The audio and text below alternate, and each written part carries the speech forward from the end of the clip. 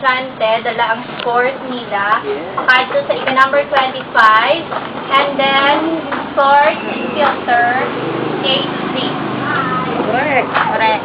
Next, compute the grades of each student. You may add columns or rows if needed. In order to compute, para i-compute ang grades ng mga bata, may tatlo ka quizzes.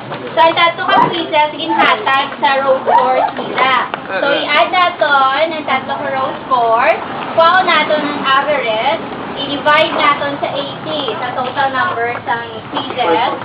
And then, para makuha natin ang percentage, ang ginhatag ko nga percentage para sa quizzes is 20%. So, i-multiply ko ang average sa 0.20. Long test, ang man gyapon, i-add natin ang row score. So, ang total sa long test is 330. So, ang total ng 161, i-divide natin sa 330 para times 100 para makuha natin ang average. Tapos, ang percentage i-handle ko is 30%. So, ang average, i-multiply naman natin sa 0.30%. Sa prelim, yan, isama lang siya, no need sa total, kahit kung kailan siya average, divide natin ang para makuha natin ang average. So, i-handle ko nga percentage is 50%, i-multiply natin na siya sa average para makuha natin ang percentage. Para makuha ang final grade, kinahanglan i-plus ang 50%, 30%, gag 20%.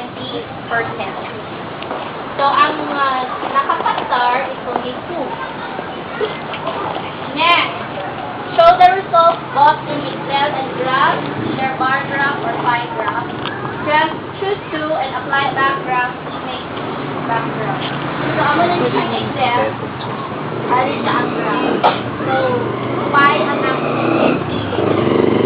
Amo na niya itsura. 5.